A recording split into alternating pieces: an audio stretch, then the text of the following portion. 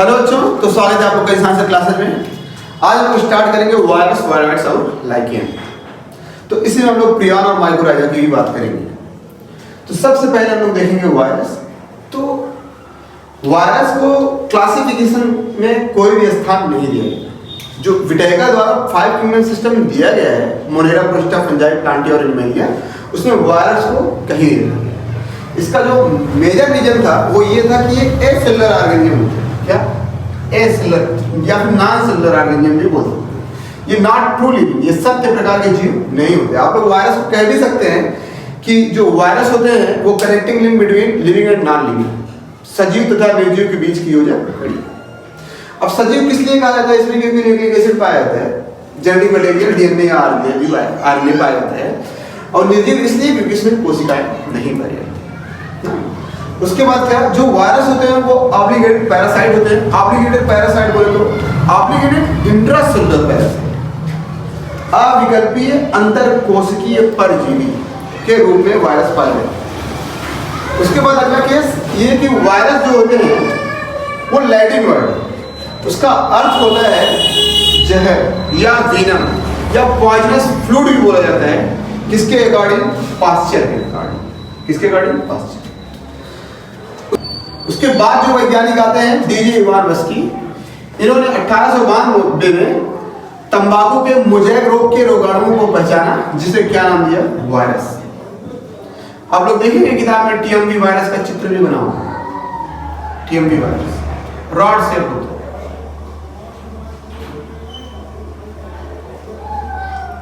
TMV virus आप किताब में देखिए। तो डीजे इवानोव्स्की ने 1892 में तंबाकू के मोज़ेक रोग के रोगाणुओं को पहचाना, जिन्हें क्या नाम दिया? वायरस। तो वायरस वर्ड किसने दिया था? इवानोव्स्की ने। उसके बाद इवानोव्स्की ने एक चीज और बताया कि जो वायरस होते हैं वो बैक्टीरिया से छोटे होते हैं। बैक्टीरिया से छोटे इसलिए होते हैं क्योंकि ये जो वायरस होते हैं वो बैक्टीरिया प्रूफ फिल्टर को पार कर जाते हैं। ये डीजे इवानोव्स्की, ये वर्ड आप लोग लिखेंगे। उसके बाद अगले वैज्ञानिक हैं M.W. बेजेरी ने। इन्होंने 1898 में पाया कि संक्रमित तंबाकू के पौधे का रस स्वस्थ तंबाकू के पौधे को भी नष्ट करने में सक्षम होता है। इसका मतलब आप समझते हैं, एक ठो वर्ड बोला जाता है कि अगर एक तालाब की मछली गंदी है तो वो तालाब के अन्य मछलियों को भी गंदी कर देती ना। तो ये बेजेरी ने बताया कि जो संक्रमित तंबाकू के पौधे के जो रस होते हैं वो स्वस्थ तंबाकू के पौधे को भी नष्ट करने में सक्षम होते हैं, मतलब उनको भी नष्ट कर सकते हैं। तो कहने का अर्थ ये कि आप अगर गलत लोगों के साथ रहेंगे तो आपके गलत होने की संभावना है 90%। आप अगर गलत हैं, मतलब एक एग्जाम्पल बताते हैं हम आपको, आप पढ़ने में अच्छे नहीं, मान लीजिए एक एग्जाम्पल, तो आप बगैर डरे किसी ऐसे टीचर के साथ संपर्क में रहे या फिर किसी ऐसे बंदे के संपर्क में रहे जो पढ़ने में बहुत स्ट्रांग है। तो आप ना अगर उनके साथ रहने लगेंगे तो आपके अंदर उनके गुण आने लगेंगे। अब गुण में आप जानते हैं कि यार ये बंदा बहुत स्ट्रगल करता है, मतलब मेहनत करता है, पढ़ाई करता है। आप उनके साथ रहने लगेंगे ना तो आपके अंदर कुछ ना कुछ गुण तो आ ही जाएंगे कि आप पढ़ने लगेंगे ना। अब दूसरी चीज क्या कि कोई बंदा है वो पढ़ने में बहुत अच्छा है और वो किसी ऐसे बंदे के साथ रहने लगे जो जिसका किताबों से कोई लेना देना ही नहीं दूर दूर तक, तो ये भी गारंटी है कि उसके अंदर भी, उस पढ़ने वाले बच्चे के अंदर भी उनके लक्षण आ ही जाए। तो वही बेजेरी ने इन्होंने पाया कि संक्रमित तंबाकू के पौधे का रस स्वस्थ तंबाकू के पौधे को भी नष्ट करने में सक्षम होता है, जिसे इन्होंने कंटेगियम विवम फ्लूइडियम इनफिक्शियस लिविंग फ्लूइड नाम दिया। ये वर्ड बहुत इंपॉर्टेंट, कंटेगियम विवम फ्लूइडियम, M.W. बेजेरी ने नाम दिया था। उसके बाद हम लोग देखेंगे W.M. स्टेनले।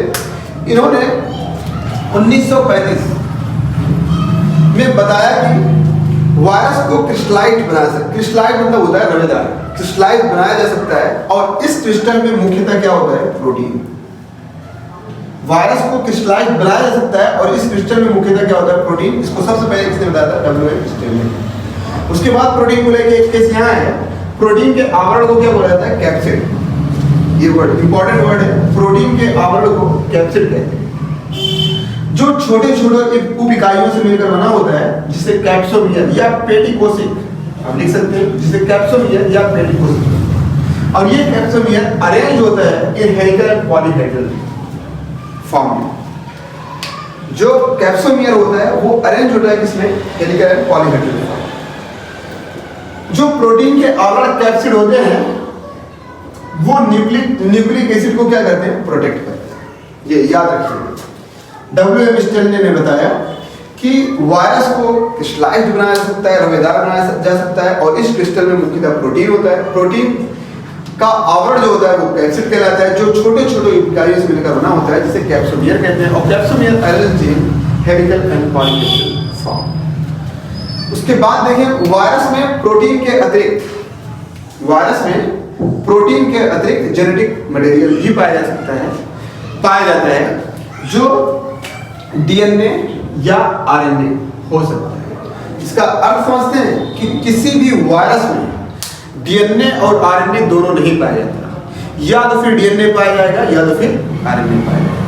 ये वायरस में प्रोटीन के अतिरिक्त आनुवंशिक पदार्थ डीएनए या आरएनए भी पाया जा सकता है। इसका मतलब कि या तो फिर डीएनए होगा या तो फिर आरएनए होगा। ये ऐसा कोई वायरस नहीं है जिसमें डीएनए और आरएनए दोनों। इन प्लांट वायरस, पादप वायरस में जो पादप वायरस प्लांट वायरस होते हैं वो सिंगल स्टैंडर्ड आरएनए होते हैं। सिंगल स्टैंडर्ड बोले तो एक लड़ी वाले आरएनए होते हैं। परंतु जो कॉलीफ्लावर होते हैं वो डबल स्टैंडर्ड होते हैं। कहने का अर्थ, इसको अगर हम लोग परिभाषित करना चाहें कि सभी पादप वायरस कैसे होते हैं? सिंगल स्टैंडर्ड आरएनए वाले, परंतु जो कॉलीफ्लावर होते हैं वो डबल स्टैंडर्ड डीएनए वाले होते हैं। उसी प्रकार जो एनिमल वायरस होते हैं, जंतु वायरस, वो सामान्यतः डीएस डीएनए वाले होते हैं, डबल स्टैंडर्ड डीएनए वाले। याद रखिए, सामान्यतः जो एनिमल वायरस होते हैं वो डबल स्टैंडर्ड डीएनए वाले होते हैं, परंतु कुछ एनिमल वायरस, जैसे यहाँ पे हम लिखे हुए हैं, इन्फ्लुएंजा वायरस, रेबीज वायरस और एड्स वायरस, उसको आप लोग रिट्रो भी लिख सकते हैं, रिट्रो वायरस जो होते हैं वो सिंगल स्टैंडर्ड आरएनए वाले। याद रखिएगा ये वर्ड। सभी जंतुओं में जो सामान्य रूप से वायरस होते हैं वो डबल स्टैंडर्ड डीएनए वाले होते हैं, परंतु कुछ जंतु वायरस जैसे ये में सिंगल स्टैंडर्ड आरएनए वाले होते हैं, जबकि रियो वायरस होता है वो क्या? डबल स्टैंडर्ड आरएनए ना। उसके बाद बैक्टीरियल वायरस बोले तो बैक्टीरियोफेज वायरस। बैक्टीरियोफेज वायरस किसकी है?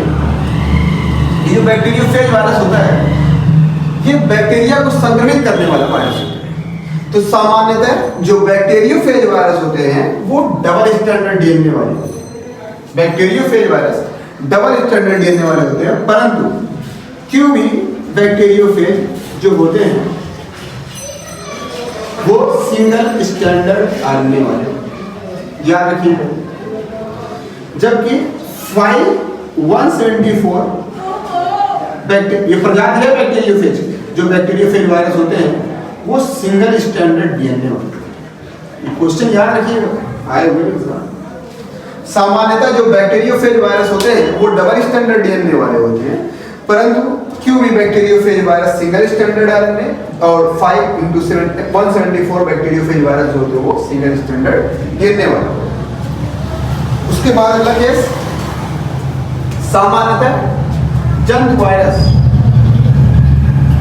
में डीएनए उपस्थित होता है, परंतु कुछ जंतु वायरस में आरएनए उपस्थित होता है। ये केस सेम, ये दोनों केस सेम है। सभी जंतु वायरस में सामान्यतः डीएनए पाया जाता है, और किस प्रकार का डीएनए? Double standard DNA. परंतु कुछ जंतु वायरस में आरएनए पाया जाता है। आरएनए किस प्रकार का? सिंगल स्टैंडर्ड आरएनए भी हो सकता है, डबल स्टैंडर्ड आरएनए भी हो सकता है। Single standard RNA influenza virus, rabies virus, AIDS virus में, और double standard RNA reo virus ना। तो वायरस से क्या, जो human caused by virus, human disease, मतलब मानव में वायरस के कारण कौन कौन से रोग हो सकते हैं? तो फ्लू, मम्प्स, स्मॉलपॉक्स, एड्स। अभी जब ह्यूमन डिजीज देखेंगे आप लोग ना, तो वहां पे हम आपको बहुत सारे केस दिखाएंगे कि वायरस के कारण कौन कौन से रोग होते हैं। एग्जाम में यही आता है कि वायरस के कारण कौन से रोग होते हैं, या फिर वायरस के कारण कौन से रोग नहीं होते। तो आपको उनको सिलेक्ट करके छांटना रहता है ना, ऑप्शन में आपको मिलेंगे। तो यहाँ बस इतना जाने कि जो मानव में वायरस के कारण कौन कौन से सामान्य रोग, फ्लू है, मम्स है, स्मॉलपॉक्स, एड्स ना। और उसके बाद क्या, जंतुओं पादपों में पत्तियों का मुड़ना, और उसके बाद मोजाइक सिम्टम, और पत्तियों में मोजाइक सिम्टम, और उसके बाद पत्तियों का पीला पड़ना, कुंचन, और उनके वृद्धि का रुक जाना, बोले तो बौनापन पाया जाना, किसके कारण होता है, वायरस के कारण ना। उसके बाद क्या, एक ठो 2-3 केस बोल रहे हैं, आप लोग लिख लीजिएगा शब्दों में, कि जो स्मॉलेस्ट प्लांट वायरस होता है वो टोबैको नेक्रोसिस सैटेलाइट होता है, टोबैको नेक्रोसिस सैटेलाइट। और जो लार्जेस्ट मतलब सबसे बड़ा पादप वायरस जो होता है वो सिट्रस तेजा वायरस ना। और स्मॉलेस्ट एनिमल वायरस जो होते हैं वो फूड एंड माउथ वायरस, और जो लार्जेस्ट एनिमल वायरस होते हैं वो पॉक्स वायरस, स्मॉल पॉक्स ना, पॉक्स वायरस बोला जाता है। तो यहाँ पे जो वायरस है वो समाप्त। अब बैक्टीरियोफेज देखेंगे, वो भी स्ट्रक्चर में बना होगा किताब में, वो तो ABCD करके आता भी है, वहां पे आप देखेंगे टेल भी होएगा, और कॉलर भी होएगा, और सीट भी होएगा, और हेड भी होएगा। आप लोग देखिएगा, जिसका टैडपोल शेप होता है उसका बैक्टीरियोफेज वायरस का शेप आप देखेंगे किताब में, देखने को आपको मिलेगा। तो यहाँ पे वायरस समाप्त होता है। अब बाकी जो वायरस के बारे में जो डिजीज हम लोग पढ़ेंगे वो ह्यूमन हेल्थ एंड डिजीज में पढ़ेंगे। यहाँ पे वायरस के जनरल केस आप लोग ये याद रखिएगा। सबसे पहले पास्चर डीजे इवान बस्की कि इन्होंने बताया था कि जो वायरस होते हैं वो बैक्टीरिया को फिल्टर को पार कर जाते हैं, क्योंकि ये जो वायरस होते हैं वो बैक्टीरिया से छोटे होते हैं।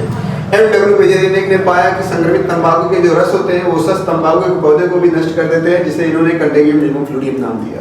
उसके बाद W स्टेनले ने बताया कि वायरस को क्रिस्टलाइज किया जाता है, और इस क्रिस्टल में मुख्यतः प्रोटीन होता है। प्रोटीन के आवरण को कैप्सिड कहते हैं, जो छोटे छोटे प्लाज्मिक होते हैं जिन्हें कैप्सोमियर कहते हैं। ये कैप्सोमियर आयरन हेलिकल पॉलीन्यूट्रिएंट है।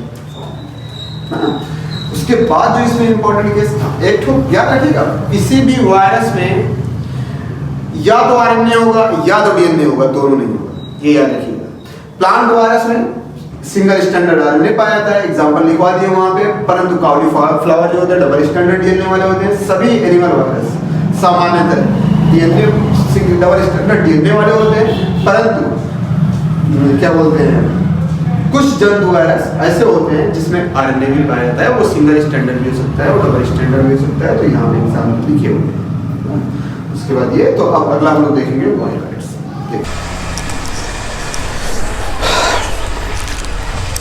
तो अगला देखें वायरॉइड्स। तो वायरॉइड्स की खोज टीओ डीनर ने की थी 1971 में। जो वायरॉइड्स होते हैं वो वायरस से क्या होते हैं, छोटे होते हैं, क्योंकि ये वायरस फिल्टर को भी पार कर जाते हैं। तो ये ऑर्डर है बैक्टीरिया, वायरस, वायरॉइड्स और वायरस, वायरॉइड्स और प्रियान। ये साइज का ऑर्डर है। सबसे बड़ा बैक्टीरिया, उसके बाद वायरस, उसके बाद वायरॉइड्स, उसके बाद प्रियान। प्रियान भी हम लोग देखते हैं। तो जो वायरॉइड्स होते हैं उसमें प्रोटीन का लेयर एब्सेंट होता है, तथा ये low molecular weight of single standard RNA, मतलब इसमें जो RNA पाया जाता है वो सिंगल स्टैंडर्ड वाला होता है और लो मॉलिक्यूलर वेट वाला। ये इंपॉर्टेंट है, एग्जाम में आया हुआ है, एक बार देख सकते हैं। वायरॉइड्स के कारण पोटैटो स्पिंडल ट्यूबर डिजीज होता है। वायरॉइड्स के कारण potato spindle tuber disease.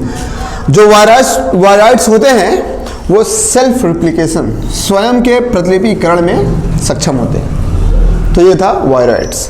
Viroids के बारे में इतना जानते रहे, प्रोटीन लेयर एब्सेंट होता है, लो मॉलिक्यूलर वेट वाला सिंगल स्टैंडर्ड RNA पाया जाता है, इसके कारण पोटैटो स्पिंडल ट्यूबर डिजीज होता है। उसके बाद हम लोग बात करेंगे लाइकेन की। तो लाइकेन सहजीवी संबंध दर्शाता है एल्गी और फंजाई के मध्य। जो लाइकेन का एल्गल कंपोनेंट होता है, मतलब शैवाल घटक जो होते हैं, उसको बोला जाता है फाइकोबायंट, और जो फंजाई के घटक होते हैं उनको बोला जाता है माइकोबायंट। तो जो फाइकोबायंट होते हैं वो ऑटोट्रॉफ, जो माइकोबायंट होते हैं वो हेटेरोट्रॉफ। कॉमन सी बात है, अब एल्गी का भाग है तो ऑटोट्रॉफ होगा, फंजाई का भाग है तो हेटेरोट्रॉफ होगा, क्योंकि फंजाई हेटेरोट्रॉफ होते हैं, एल्गी ऑटोट्रॉफ ना। तो जो फाइकोबायंट होते हैं वो फूड प्रिपेयर करते हैं, फूड प्रिपेयर किसके लिए, फंजाई के लिए। और जो माइकोबायंट होते हैं वो प्रोवाइड शेल्टर, आश्रय प्रदान करते हैं, किसको, आश्रय बोले तो सहारा प्रदान करते हैं एल्गी को। And absorb mineral nutrition and water, पोषक लवणों और जल का क्या करते हैं, अवशोषण करते हैं ना। तो याद रखिएगा, जो फाइकोबायंट होते हैं, फाइकोबायंट वो फूड प्रिपेयर करते हैं, जो माइकोबायंट होते हैं वो absorb mineral nutrition water and provide shelter. किसको? एल्गी को। Lichen are very good pollution indicator. Lichen जो होता है वो बहुत अच्छा सूचक होता है पॉल्यूशन का। They do not grow in polluted area, मतलब प्रदूषित क्षेत्रों में लाइकेन नहीं उगता। और मुख्य रूप से सबसे अच्छा प्रदूषक है सल्फर डाइऑक्साइड का लाइकेन। एनसीईआरटी में लाइकेन की बात बहुत बार किया गया है क्योंकि ये पॉल्यूशन इंडिकेटर होता है, सूचक होता है ना। उसके बाद हम लोग बात करेंगे प्रियॉन की। तो प्रियॉन की जो खोज किया गया था वो पुरुषनर द्वारा किया गया था। इसको स्लो वायरस भी कहते हैं प्रियॉन को। प्रियॉन में जेनेटिक मटेरियल डीएनए तथा आरएनए एब्सेंट होते हैं, डीएनए और आरएनए नहीं पाया जाता। इसमें स्पेशल टाइप का प्रोटीन पाया जाता है जिसको प्रियॉन प्रोटीन कहते हैं, ऐसे लिखा जाता है पीआरपी, प्रियॉन प्रोटीन कहते हैं, जिसके कारण मनुष्यों में क्रूजफेल्ड जैकब लाफिंग डेथ या कुरू डिजीज होता है। जबकि केटल बोले तो मवेशियों, जैसे एग्जांपल काऊ में बोवाइन स्पंजीफॉर्म इंसेफेलोपैथी बोले तो बीएससी मैड काउ डिजीज, इसको बोलते हैं मैड काउ डिजीज होता है। किसके कारण? प्रियॉन के कारण। तो इसमें स्पेशल प्रकार का प्रोटीन पाया जाता है जिसे प्रियॉन प्रोटीन कहते हैं। ये पैथोजन होता है, रोगकारी होता है, जो मनुष्यों में क्रूजफेल्ड जाएगा और लाफिंग डेथ बोले तो क्रू डिजीज का मुख्य कारण होता है। जबकि केटल मवेशियों या फिर आप लोग मवेशी में एग्जांपल काऊ देख सकते हैं जिसमें बोवाइन स्पंजीफॉर्म इंसेफेलोपैथी या मैड काउ डिजीज होता है। किसके कारण? प्रियॉन के कारण। लास्ट है माइकोराइजा। तो माइकोराइजा फंजाई तथा हायर प्लांट रूट के साथ सहजीवी संबंध दर्शाता है। जो फंजाई होते हैं वो उच्च पादप के जड़ों के साथ, एग्जाम्पल पाइनस है, अभी आगे हम लोग देखेंगे ना, उच्च पादप जड़ों के साथ सहजीवी संबंध दर्शाता है, जिसको क्या बोला जाता है? माइकोराइजा। तो जो माइकोराइजा का कवक भाग होता है वो उच्च पादपों के जड़ों को जल तथा मिनरल प्रदान करता है, जबकि जो उच्च पादप के जड़ होते हैं वो इसको सहारा बोले तो शेल्टर, आश्रय प्रदान करते हैं और फूड। माइकोराइजा। तो ये था वायरस, वायराइड्स, प्रियॉन और लाइकेन और माइकोराइजा ना। अब हम लोग बात करेंगे प्लांट किंगडम की, जिसमें एल्गी, ब्रायोफाइट, टेरिडोफाइट, जिम्नोस्पर्म और एंजियोस्पर्म की बात करेंगे। तो देखिए प्लांट किंगडम। तो आगे देखिए प्लांट किंगडम, पादप जगत। तो प्लांट किंगडम के अंतर्गत हम लोग सभी बहुकोशिकीय यूकैरियोटिक पादपों के बारे में पढ़ेंगे, जिसमें एल्गी है, ब्रायोफाइट, टेरिडोफाइट, जिम्नोस्पर्म और एंजियोस्पर्म। तो सबसे पहले बेसिक कैरेक्टर सबका जान लें। तो जो एल्गी होते हैं वो फर्स्ट लैंड प्लांट है। जो ब्रायोफाइट है वो फर्स्ट एम्ब्रियो बियरिंग प्लांट, सबसे पहले भ्रूण उत्पन्न करने वाला पादप कौन था? ब्रायोफाइट। और ब्रायोफाइट को amphibian of the plant kingdom भी कहा जाता है, बोले तो पादप जगत का उभयचर, ये इंपॉर्टेंट वर्ड है। उसके बाद क्या? टेरिडोफाइट। तो टेरिडोफाइट में सबसे पहले ट्रू रूट, स्टेम और लीफ, सत्य प्रकार के जड़, तना तथा पत्ती और वैस्कुलर टिश्यू किसमें पाए गए थे? टेरिडोफाइट में। तो कहने का मतलब ये हुआ कि इसके पहले जो एल्गी और ब्रायोफाइट आए हुए थे उनमें ट्रू रूट, स्टेम और लीफ नहीं पाए जाते थे। वैस्कुलर टिश्यू बोले तो जाइलम और फ्लोएम भी क्या थे? एब्सेंट थे। मिलना कहाँ से प्रारंभ हुआ था? टेरिडोफाइट से। उसके बाद जो पौधे थे वो जिम्नोस्पर्म। जिम्नोस्पर्म को अनावृत्त बीजी पौधा कहा जाता है। सबसे पहला केस ये कि first seed bearing plant gymnosperm, सबसे पहले सीड उत्पन्न करने वाला पादप कौन था? जिम्नोस्पर्म। और जिम्नोस्पर्म अनावृत्ति, इनके जो बीज होते हैं ना उन पर आवरण नहीं पाया जाता, ये इनका मतलब बेसिक कैरेक्टर है। और उसके बाद एंजियोस्पर्म की बात करते हैं तो सबसे पहले फ्लावर एंड फ्रूट, और उसको बोलते हैं आवृत्त बीजी पादप, मतलब ऐसे बीज जिन पर आवरण पाया जाए, वो किस में आते हैं? एंजियोस्पर्म ना। तो बारी बारी करके हम लोग algae, bryophyte, pteridophyte, gymnosperm, angiosperm के बारे में पढ़ेंगे। तो सबसे पहले हम लोग बात करेंगे एल्गी की। एल्गी बोले तो शैवाल। तो जो शैवाल होते हैं वो क्लोरोफिल युक्त होते हैं और प्रकाश संश्लेषी स्वपोषी होते हैं। ये मुख्य रूप से जलीय वास स्थानों पर पाए जाते हैं। और जलीय वास स्थानों में क्या? फ्रेश एंड मैरीन दोनों प्रकार के जल में पाए जाते हैं। बोले तो स्वच्छ जलीय भी होते हैं और समुद्री भी होते हैं। इसके अतिरिक्त जो शैवाल होते हैं वो नम पत्थरों पर, मृदा में, लकड़ियों में पाए जाते हैं, तथा कुछ शैवाल फंजाई के साथ लाइकेन तथा कुछ प्राणियों के संगठन में पाए जाते हैं। एग्जाम्पल इसका स्लॉथ बियर। स्लॉथ बियर ऐसा भालू है ना, सबसे आलसी भालू, जितने भी संसार में जितने भी जानवर हैं उसमें सबसे आलसी जानवर कौन? स्लॉथ बियर, वर्ड याद रखिएगा। उसके बाद क्या कि जो एल्गी है, एल्गी की जो कोशिका भित्ति होती है सिलवाल, वो सेल्यूलोज, गैलेक्टोज, मैनोन्स तथा कैल्शियम कार्बोनेट की बनी होती है। ये वर्ड लिख लीजिएगा। जो एल्गी के सिलवाल होते हैं, कोशिका भित्ति होते हैं, वो सेल्यूलोज, गैलेक्टोज, मैनोन्स तथा कैल्शियम कार्बोनेट के बने होते हैं। ये माइक्रोस्कोपिक होते हैं, जिसमें यूनिसेलुलर क्लेमाइडोमोनास, कोलोनियल वाल्वाक्स तथा फिलामेंटस, यूलोथ्रिक्स और स्पाइरोगायरा होते हैं। इसके अतिरिक्त कुछ ऐसे शैवाल होते हैं जो बहुत विशालकाय होते हैं, जैसे एग्जाम्पल है केल्प। एग्जाम्पल क्या है? केल्प। उसके बाद हम लोग बात करेंगे, याद रखिएगा, unicellular algae, Chlamydomonas, colonial Volvox, filamentous, Ulothrix and Spirogyra. तो अब हम लोग देखेंगे रिप्रोडक्शन में, किसमें, सवाल में रिप्रोडक्शन कैसा होता है। तो वेजिटेटिव, एसेक्सुअल एंड सेक्सुअल। तो वेजिटेटिव रिप्रोडक्शन में बाय फ्रेगमेंटेशन, इसमें प्रत्येक खंड से किसका निर्माण होता है? थैलस का। और इस प्रकार का जो रिप्रोडक्शन होता है वो किस प्रकार के एल्गी में होता है? Filamentous algae. फिलामेंटस एल्गी बोले तो यूलोथ्रिक्स और स्पाइरोगायरा ना।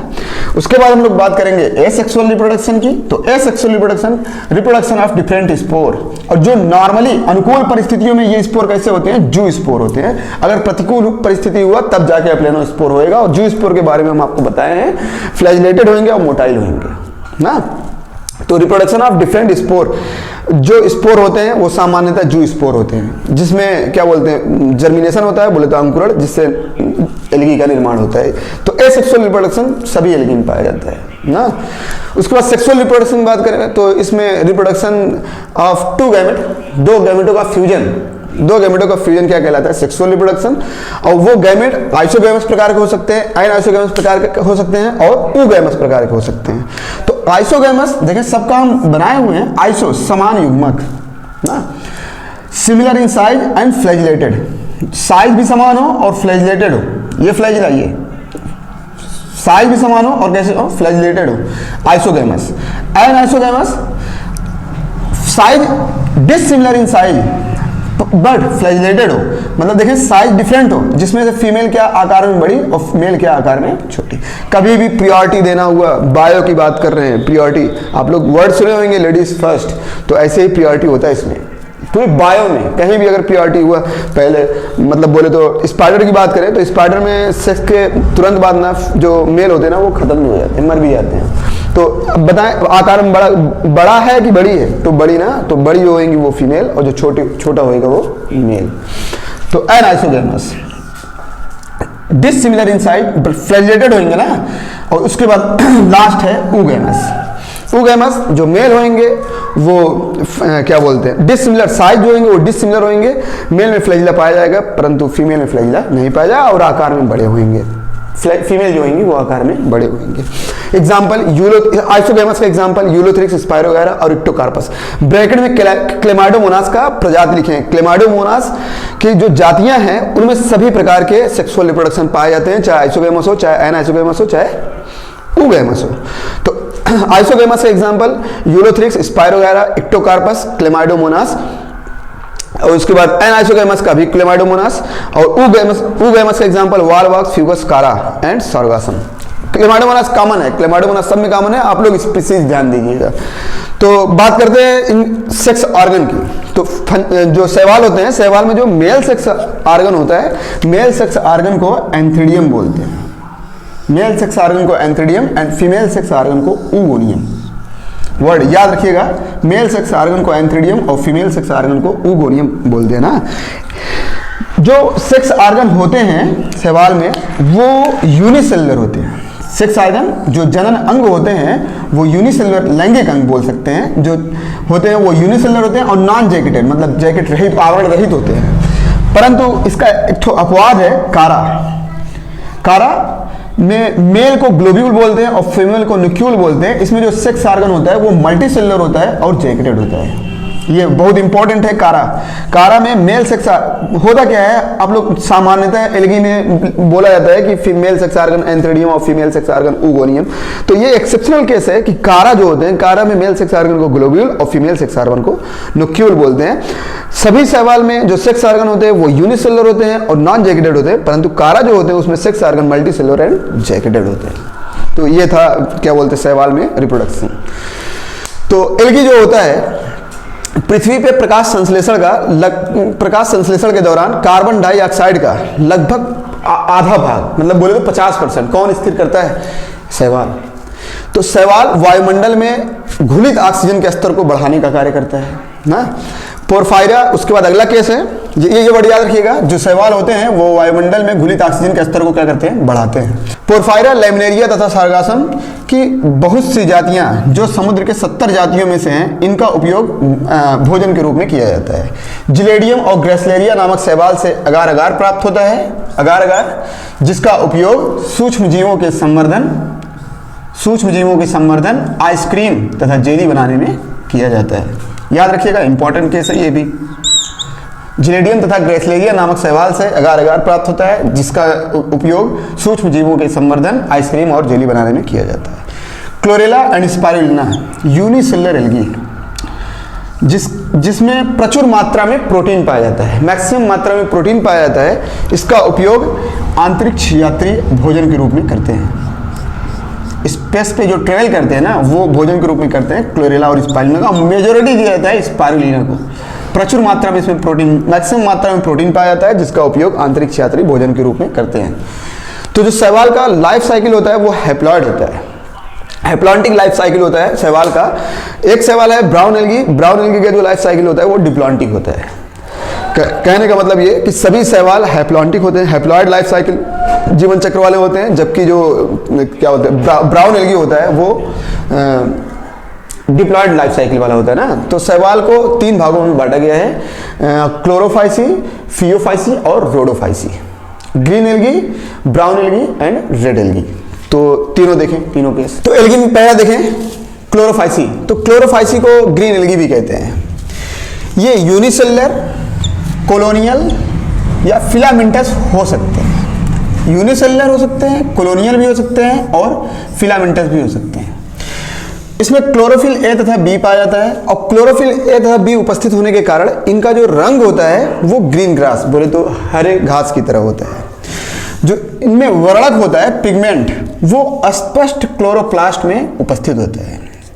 पिगमेंट डिफिनिट क्लोरोप्लास्ट में उपस्थित होता है। और ये जो क्लोरोप्लास्ट होते हैं ये discoid, plate like, reticulate, cup shape, spiral and ribbon shape हो सकते हैं। तो ये क्लोरोप्लास्ट में एक या एक से अधिक पारिनॉइड स्टार्च पाया जाता है। भोजन का संचय जिस रूप में होता है, एक या एक से अधिक पारिनॉइड स्टार्च पाया जाता है, तथा कुछ शैवाल में तेल बूंदक के रूप में भोजन का संचय होता है। सामान्यतः ग्रीन एल्गी में एक कठोर कोशिका भित्ति पाया जाता है, कठोर सॉलिड सिलवाल पाया जाता है, जिसका इनर लेयर मतलब आंतरिक स्तर जो होता है वो सेल्यूलोज का बना होता है, जबकि जो आउटर लेयर मतलब बाहरी स्तर जो होता है वो पेक्टोज का बना होता है। इंपॉर्टेंट लाइन, सामान्यतः ग्रीन एल्गी में एक कठोर कोशिका भित्ति होता है, जिसका इनर लेयर सेल्यूलोज तथा आउटर लेयर पेक्टोज का बना होता है। एग्जाम्पल क्लेमाइडोमोनास, वॉलवाक्स, यूलोथ्रिक्स, स्पाइरोगाइरा और कारा। तो कारा आप लोग अभी एक्सेप्शन में देखे थे कि उसमें मेल सेक्स ऑर्गन और फीमेल सेक्स ऑर्गन को ग्लोब्यूल और न्यूक्यूल कहते हैं। उसमें जो सेक्स ऑर्गन होते हैं वो मल्टीसेलुलर और जैकेटेड होते हैं। यूलोथ्रिक्स को पांडुल और स्पाइरोगाइरा को पांड सेल की भी कहते हैं। ये सब तालाबों में आपको देखने को मिल जाएंगे।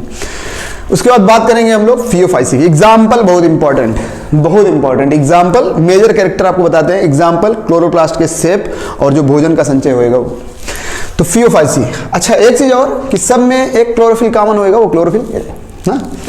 तो ये सरल शाखित जो फियोफाइसी होते हैं ये सरल शाखित और फिलामेंटस हो सकते हैं। एग्जाम्पल इक्टोकार्पस। कहने का मतलब जो इक्टोकार्पस होता है वो सरल शाखित, मतलब उसमें जो शाखाएं होते हैं वो सरल प्रकार के होते हैं, जबकि सघन शाखित केल्प को लैमिनेरिया भी बोलते हैं। केल्प को लैमिनेरिया भी बोलते हैं और लैमिनेरिया लगभग 100 मीटर ऊंचा होता है ना।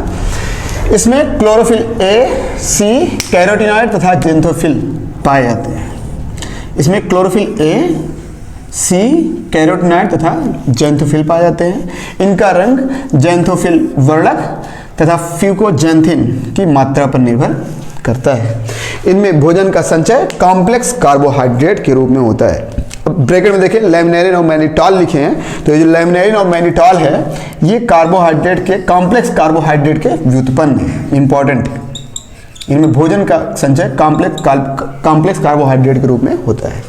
इनके वेजिटेटिव सेल बोले तो कायिक कोशिका में सेल्यूलोज से बनी सेलवाल होता है, कोशिका भित्ति, जिसके बाहर की ओर याद रखिएगा, जिसके बाहर की ओर एल्जिन का जेलीनुमा अस्तर मतलब जिलेटिनस लेयर पाया जाता है। वर्ड उठा के देता है जब ना, तब वो क्वेश्चन बहुत टफ होता है, याद रखिएगा। जब लाइन उठा के रख दे तब तो आप यहाँ पर कंफ्यूज होंगे कि बाहर होएगा, यहाँ अगर ये लाइन उठा के देगा ना तो ध्यान दीजिएगा इसमें बाहर और अंदर का बहुत डिफरेंट होता है, याद रखिएगा। उसके बाद क्या, इसके प्रोटोप्लास्ट में प्लास्टिड, सेंट्रल वैक्यूल मतलब केंद्रीय रिक्तिका और न्यूक्लियस बोले तो केंद्रक होता है। इसके प्लांट बॉडी में पादप शरीर में एक वृंत बोले तो स्टिप तथा पत्ती के समान प्रकाश संश्लेषी भाग होता है, पत्ती के समान प्रकाश संश्लेषी भाग होता है जिसे लैमिना या फ्रॉन्ड कहते हैं, इसलिए ब्राउन एल्गी को लीफी एल्गी भी कहा जाता है। एग्जाम्पल है इक्टोकार्पस, डिक्टियोटा, लेमिनेरिया और सार्गासम। लेमिनेरिया केल्प, डेविल एप्रिन भी बोलते हैं, और सार्गासम को क्या बोलते हैं, गल्फ वीड। सार्गासम को गल्फ वीड भी कहते हैं।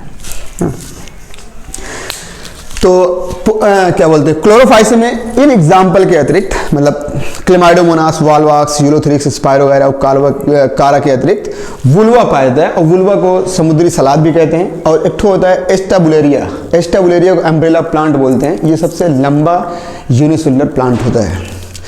और फियोफाइसी में एग्जाम्पल इक्टोकार्पस, डिक्टियोटा, लेमिनेरिया, सार्गासम और फ्यूकस।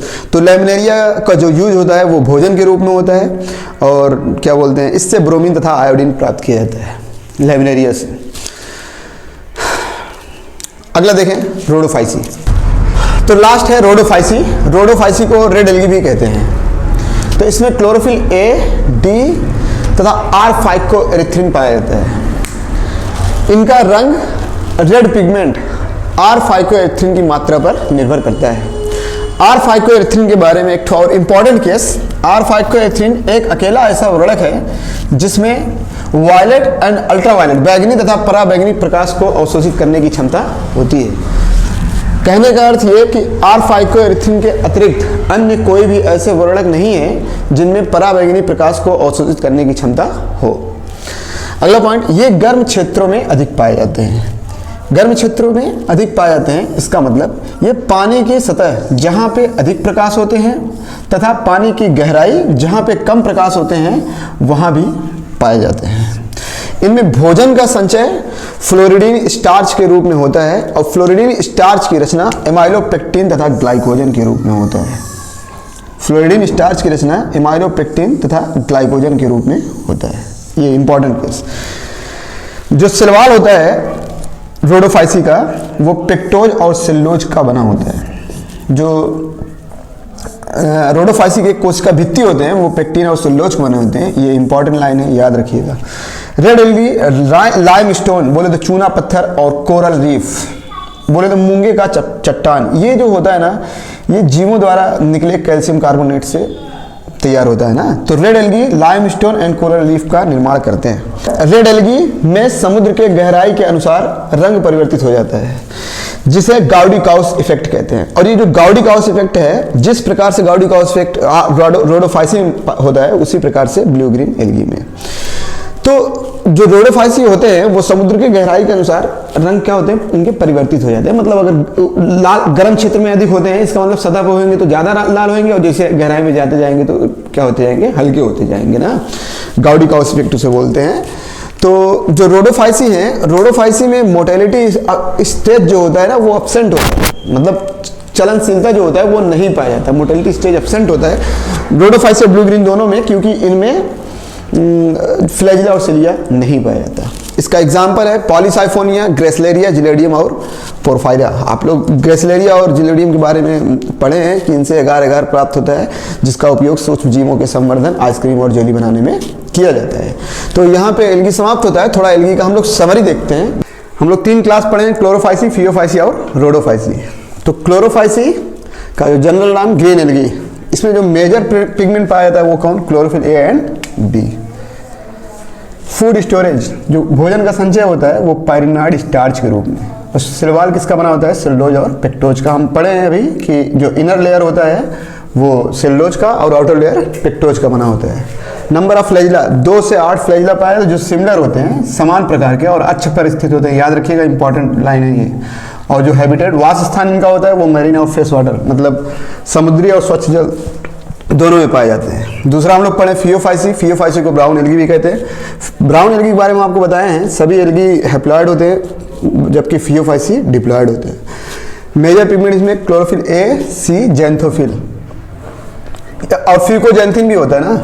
फूड स्टोरेज में लैमिनेरिन और मैनिटाल जो कार्बोहाइड्रेट का व्युत्पन्न होते हैं ना, कॉम्प्लेक्स कार्बोहाइड्रेट के। सेलवाल इसका सेलुलोज और एल्जिन का बना होता है। नंबर ऑफ फ्लैजिला 2 ठो पाए जाते हैं, डिसिमिलर होते हैं, डिसिमिलर है और लेटरल पार्श्व में स्थित होते हैं। फ्रेश वाटर और मैरीन दोनों में पाए जाते हैं, परंतु फ्रेश वाटर में बहुत रेयर होते हैं। मैक्सिमम जो होते हैं वो मैरीन मतलब लवड़ी समुद्री जल में पाए जाते हैं। लास्ट है रोडोफाइसी। तो रोडोफाइसी को रेड एल्गी भी कहते हैं। इसमें क्लोरोफिल ए, डी, R5 कोरेथिन। अभी R5 कोरेथिन के बारे में आपको बताए हैं कि इसमें अल्ट्रावायलेट रे और वायलेट रे को अवशोषित करने की क्षमता होती है। इसमें भोजन का संचय फ्लोरिडीन स्टार्च के रूप में होता है और जो सिलवाल होता है वो सेलुलोज और पेक्टिन का बना होता है। इसमें फ्लैजिला एब्सेंट होता है, हम अभी आपको बताएं मोटेलिटी स्टेज एब्सेंट होता है रोडोफाइसी में। और हैबिटेट बिल्कुल फियोफाइसी की तरह फ्रेश वाटर में बहुत रेयर होते हैं मिनिमम, और अधिकतम कहाँ पाए जाते हैं, लवड़ी। कुछ एग्जाम्पल है फियोफाइसी के, जैसे पोस्टेल्सी या फियोफाइसी ब्राउन एल्गी, इसको सी पाम भी बोलते हैं, समुद्री ताड़। और एक है एनसाइक्लोनीमा, एनसाइक्लोनीमा आइस ब्लूम, समुद्री बर्फ पर उगने वाला शैवाल एनसाइक्लोनीमा। तो यहाँ पे एल्गी समाप्त होता है। अगले लेक्चर में हम लोग ब्रायोफाइट, टेरिडोफाइट और जिम्नोस्पर्म, एंजियोस्पर्म देखेंगे। चैनल को शेयर एंड सब्सक्राइब करें।